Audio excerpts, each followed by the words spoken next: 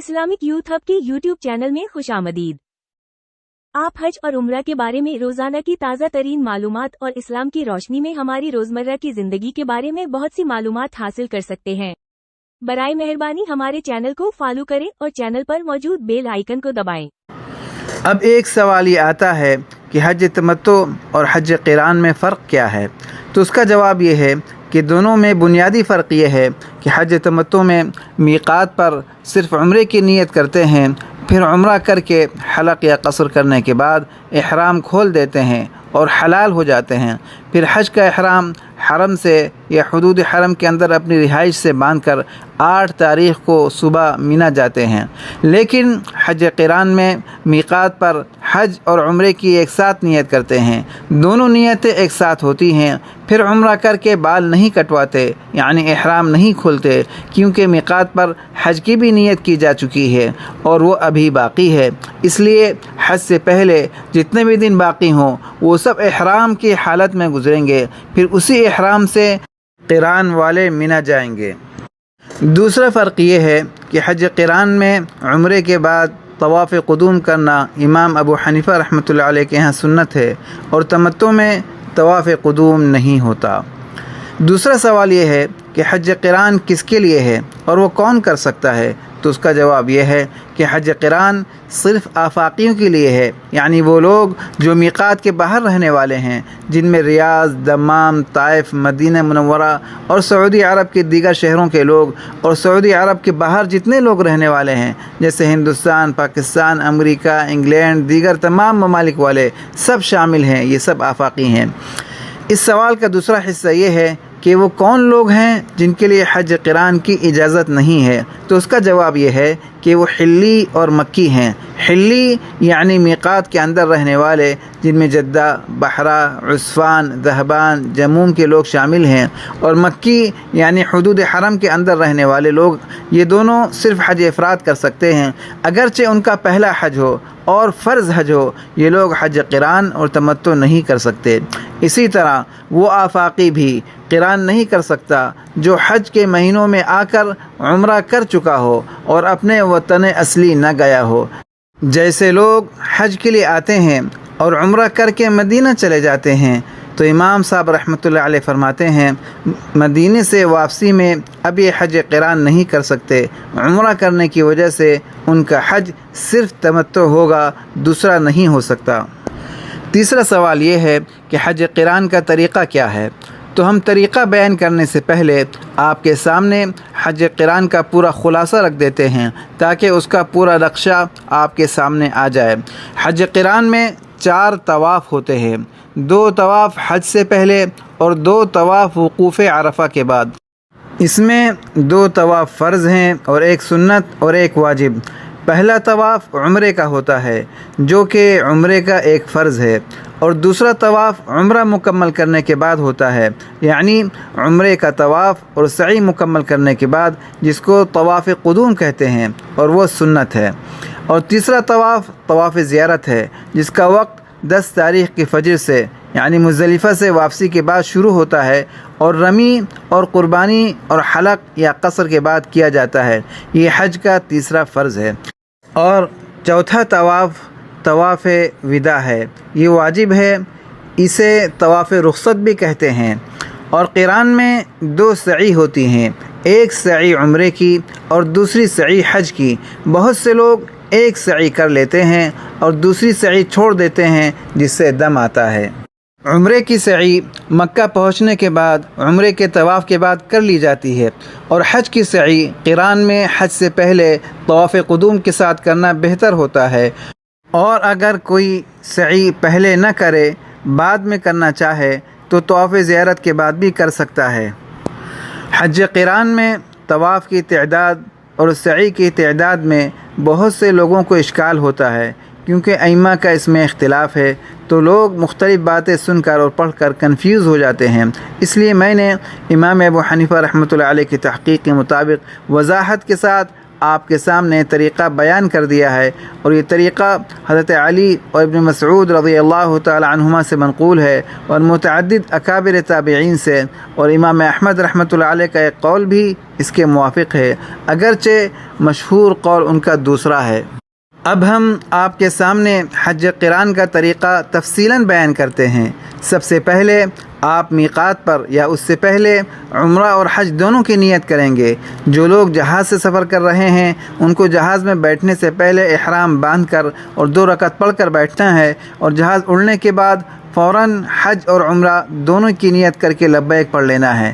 نیت کے لیے کوئی مخصوص الفاظ ضروری نہیں ہیں اور نہ عربی میں کرنا ضروری ہے، صرف اتنا کہہ لے کہ یا اللہ میں عمرہ اور حج کی نیت کرتا ہوں، ان دونوں کو تو میرے لیے آسان فرما اور قبول فرما۔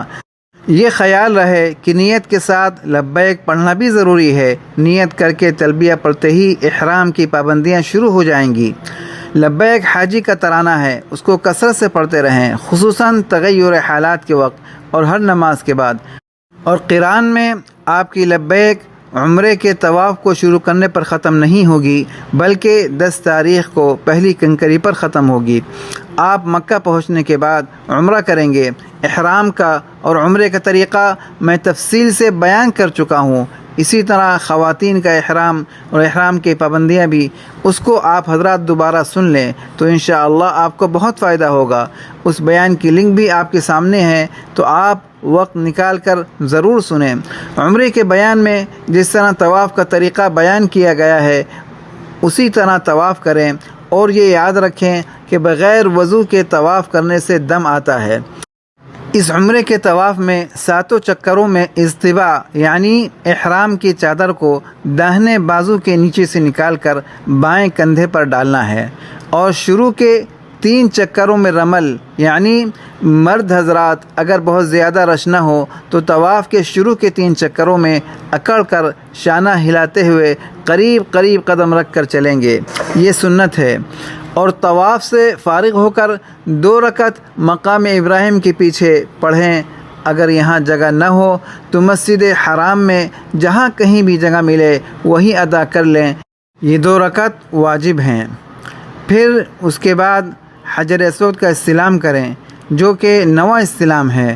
پھر عمرے کی سعی کریں، سعی کے بعد عمرہ پورا ہو جائے گا۔ عمرے کی سعی کے بعد حلق یا قصر نہ کریں کیونکہ حج کا احرام ابھی باقی ہے۔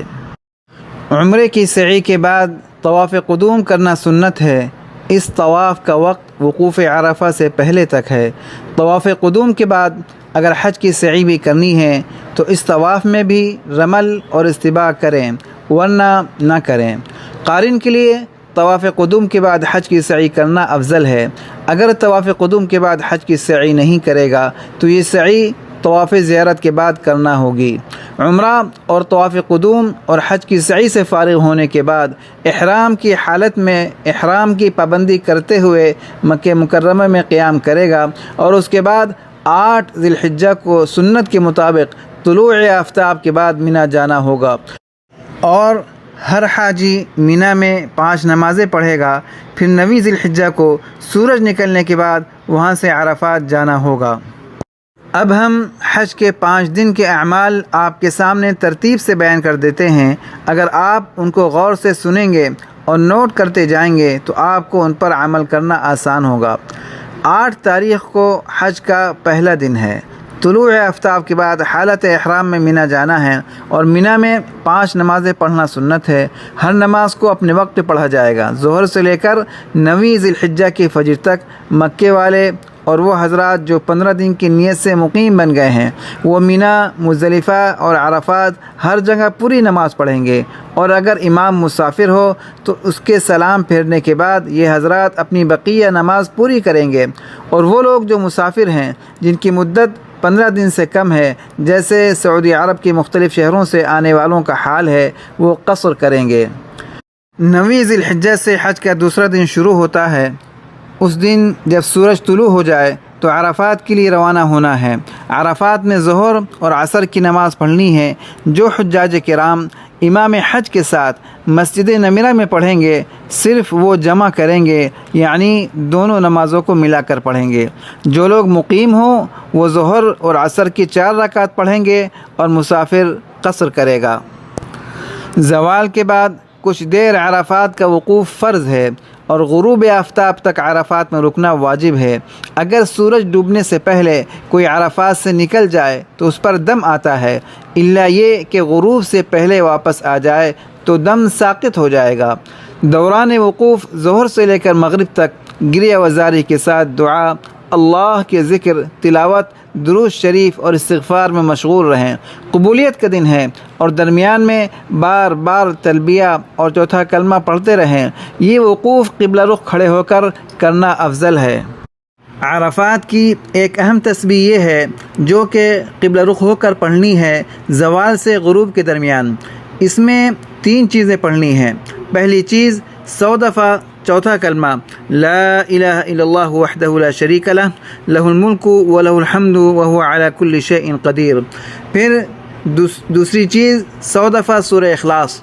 تیسری چیز 100 دفعہ درود ابراہیمی جو نماز میں پڑھا جاتا ہے، اس کے آخر میں وعلینا معہم اضافے کے ساتھ، یعنی آخر میں اس طرح پڑھے انک حمید مجید وعلینا معہم۔ حدیث پاک میں آتا ہے کہ جو بندہ یہ 3 تسبیحاں میدان عرفات میں پڑھتا ہے تو اللہ تعالیٰ فرشتوں سے فرماتے ہیں کہ اے میرے فرشتوں، میرے اس بندے کی کیا جزا ہے؟ اس نے میری تسبیح اور تحلیل کی، میری بیان کی، میری شان بیان کی، میرے نبی پر درود بھیجا۔ اے فرشتوں، تم گواہ رہو، میں نے اس کو بخش دیا اور اس کے نفس کے بارے میں اس کی سفارش قبول کی۔ اگر میرا یہ بندہ تمام عرفات والوں کے حق میں سفارش کرے تو میں اس کی سفارش کو قبول کروں گا۔ جب عرفات میں سورج ڈوب جائے تو مغرب کی نماز پڑھے بغیر تلبیہ پڑھتے ہوئے مزدلفہ روانہ ہو جائیں۔ مزدلفہ پہنچ کر عشاء کے وقت میں مغرب اور عشاء کی نماز ایک ساتھ ملا کر پڑھیں، چاہے اکیلے ہوں یا جماعت کے ساتھ۔ ایک اذان ایک اقامت سے پہلے مغرب، پھر عشاء، پھر چاہیں تو سنت بھی پڑھ لیں مغرب کی اور عشاء کی، پھر وتر پڑھنا بہرحال ضروری ہے۔ تو مغرب اور عشاء اور وتر۔ اگر کوئی شخص راستے میں رش میں پھنس جائے اور مزدلفہ پہنچنے سے پہلے فجر کا وقت قریب ہو جائے اور نماز قضا ہونے کا خطرہ ہو تو ایسی صورت میں راستے ہی میں مغرب اور عشاء اور وتر پڑھ لے۔ رات مزدلفہ میں قیام کریں، یہ سنت مؤکدہ ہے۔ فجر کے بعد کچھ دیر وقوف واجب ہے۔ جن کے خیمے پہلے سے ہی مزدلفہ میں ہیں وہ اگر ان خیموں میں آرام کر لیں تو اس میں کوئی حرج نہیں ہے۔ مستحب یہ ہے کہ مزدلفہ سے بڑے چنے کے برابر پہلے دن کی رمی کے لیے 7 کنکریاں چن لیں۔ اگر سہولت سے ہو سکے تو پوری 70 کنکریاں 4 دن کی رمی کے لیے چن لیں، اور اگر 12 کی رمی کر کے واپس جانا چاہیں تو 49 کنکریاں چن لیں۔ اگر ضرورت پڑے تو منی سے بھی کنکریاں چنی جا سکتی ہیں، صرف جمرات کے پاس سے اٹھانا مکروہ ہے۔ بہتر یہ ہے کہ کنکریاں کچھ زیادہ چن لیں، بوقت ضرورت آپ کو یا آپ کے کسی ساتھی کو کام آ سکتی ہیں۔ جو کنکریاں آخر میں بچ جائیں اس کو مینا یا مکے میں چھوڑ دیں۔ ذی الحجہ کی 10ویں تاریخ کو حج کا تیسرا دن شروع ہو جاتا ہے۔ اس تیسرے دن میں کئی کام ہیں۔ اس دن 6 کام کرنے ہوتے ہیں۔ پہلا کام، اس دن فجر کی نماز مزدلفہ میں پڑھنا ہے۔ صبح صادق اور سورج نکلنے کے درمیان کچھ دیر وقوف واجب ہے۔ اس وقت دعا قبول ہوتی ہے۔ اگر کوئی مرد ہجوم اور رش کی وجہ سے یا انتظامی مجبوری اور قافلے کی روانگی کی وجہ سے صبح صادق سے پہلے مزدلفہ سے چلا جائے تو اس پر دم آئے گا۔ البتہ عورتیں اور بوڑھے اور ضعیف اور بیمار لوگ اگر مزدلفہ میں وقوف نہ کریں اور رات ہی میں مینا چلے جائیں تو ان کے لیے جائز ہے، ان پر کوئی دم نہیں ہے۔ 10 تاریخ کا دوسرا کام، مینا پہنچ کر سب سے پہلے جمرہ عقبہ یعنی بڑے شیطان کو جو سب سے آخر میں ہے 7 کنکریاں الگ الگ مارنا ہے دائیں ہاتھ سے۔ پہلے دن صرف بڑے کو مارتے ہیں۔ اس کا مسنون وقت طلوع آفتاب سے زوال تک ہے اور مغرب تک بھی بلا کراہت مار سکتے ہیں۔ مغرب بعد بھی عورتوں اور ضعیفوں اور بیماروں کے لیے کراہت نہیں ہے۔ کنکری قریب جا کر ماریں، اس طرح کہ حوض کے اندر جا کر گرے۔ اگر باہر گری تو آپ کی رمی نہیں ہوگی اور وقت کے اندر دوبارہ رمی کرنا ہوگی۔ اگر اعادہ نہیں کیا تو دم آئے گا۔ اگر شک ہو جائے کہ کوئی کنکری باہر گر گئی یا کم ہو گئی تو اس کے بدل دوسری کنکری مار دیں۔ پہلی کنکری پر تلبیہ ختم ہو جائے گا۔ ہر کنکری داہنے ہاتھ سے بسم اللہ اللہ اکبر کہہ کر ماریں۔ اگر یاد ہو تو اس دعا کا بھی اضافہ کر لیں، اللہم اجعلہ حجا مبرورا وذنبا مغفورا وسعیا مشکورا۔ مرد اور عورتیں سب اپنی رمی خود جا کر کریں۔ صرف جو شخص معذور ہو، چل کر بھی نہیں جا سکتا ہو اور سواری سے بھی نہیں جا سکتا ہو، اس کی طرف سے وکیل بن کر رمی کر سکتے ہیں۔ رمی کرنے کے لیے باوضو رہنا ضروری نہیں ہے لیکن بہتر ہے۔ 10 تاریخ کا تیسرا کام قربانی ہے۔ قران میں قربانی واجب ہے جو رمی کے بعد کی جاتی ہے۔ جو شخص مذبح خانہ خود نہیں جا سکتا اور آج کل وہاں جانا آسان بھی نہیں ہوتا، وہ تحقیق کر کے کسی معتبر اور معروف ادارے کو وکیل بنا دے اور اس سے قربانی کا وقت معلوم کر لے، پھر حلق کرے۔ اور یہ یاد رکھیں کہ کسی انجان شخص کے حوالے قربانی نہ کریں۔ حج کے موسم میں بہت سے فراڈی آتے ہیں اور لوگوں کی قربانیوں کے پیسے کھا جاتے ہیں، جس سے حج خراب ہو جاتا ہے۔ 10 تاریخ کا چوتھا کام حلق یا قصر ہے۔ سنت یہ ہے کہ مرد پورے سر کے بال منڈوا دیں تو ہر بال کے عوض ایک نیکی ملے گی اور ایک گناہ معاف ہوگا، اور اگر سر پر بال نہ ہوں تب بھی آپ کو سر پر اسورا پھرنا واجب ہے۔ اور اگر کوئی شخص قصر کرنا چاہے تو کم از کم 1 پورے کے برابر یعنی تقریباً 1 انچ سے کچھ زیادہ پورے سر کے بال برابر چھوٹے کرائے تو آپ حلال ہو جائیں گے۔ یہ خیال رہے کہ جس طرح حلق اس سرے سے پورے سر کا ہوتا ہے، اسی طرح صحیح طریقے سے قصر بھی مشین سے پورے سر کے بال 1 پورے کے برابر یعنی 1 انچ سے کچھ زیادہ کٹنے سے ہوتا ہے۔ اگر اس سے کم کٹے تو دم آئے گا، لہذا اگر کسی کے بال چھوٹے ہوں 1 پورے سے کم ہوں تو اس کے لیے سر کے بال منڈوانا لازم ہے، قصر جائز نہیں ہے۔ اور اگر کوئی شخص چوتھائی سر کے بال 1 پورے کے برابر یعنی کم از کم 1 انچ سے کچھ زیادہ کاٹ لے تو حلال تو ہو جائے گا لیکن گناہگار ہوگا، چونکہ اس طرح کرنا مکروہ تحریمی اور حدیث پاک میں منع ہے۔ اس مقدس مقام پر آ کر بھی انسان اپنے بالوں کو اللہ کے لیے قربان نہ کر سکے تو پھر کب قربان کرے گا؟ یہاں آ کر بھی کوئی اگر اپنے بالوں کو قربان کرنے کے بجائے نبی کی سنت کو قربان کر دے تو اس سے بڑا مجرم کون ہوگا؟ خواتین اپنے سر کے پورے بال پکڑ کر 1 پورے کے بقدر یعنی تقریباً 1.5 انچ، اور اگر چوٹی کے آخر میں بال بہت کم ہوں تو احتیاطاً 2 انچ کاٹ لے۔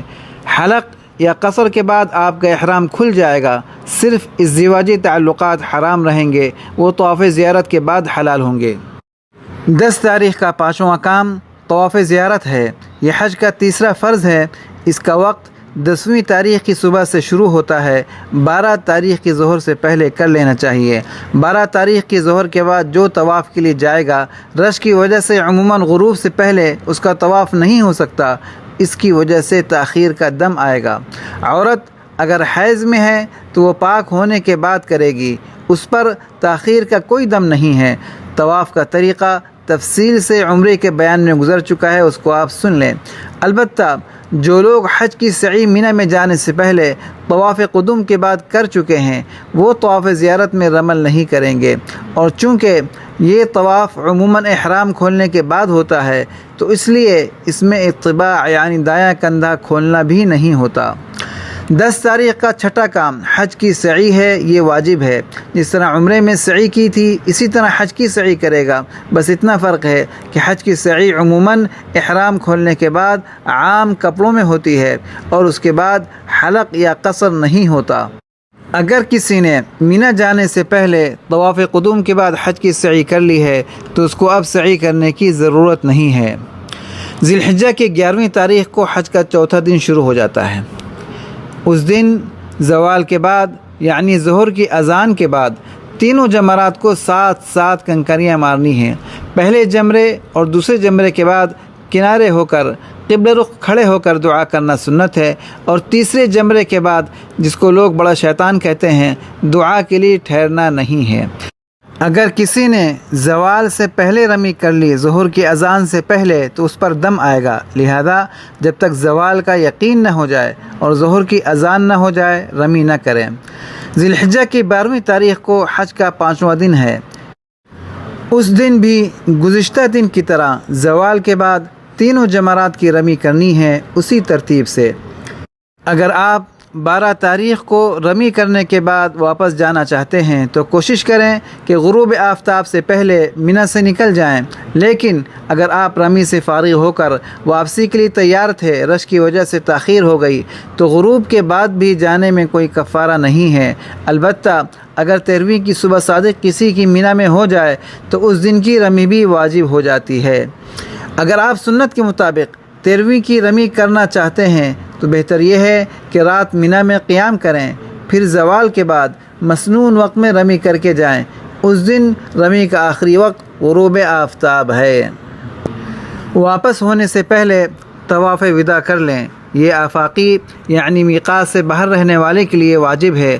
اگر بغیر کرے جائے گا تو دم آئے گا، اور اگر کسی نے طواف زیارت کے بعد کوئی نفلی طواف کر لیا ہے اور آخر میں اسے موقع نہیں ملا تو نفل طواف وداع بن جائے گا۔ اگر کسی عورت نے طواف زیارت کر لیا ہے پھر اس کو حیض ماہواری شروع ہو گئی تو اس کا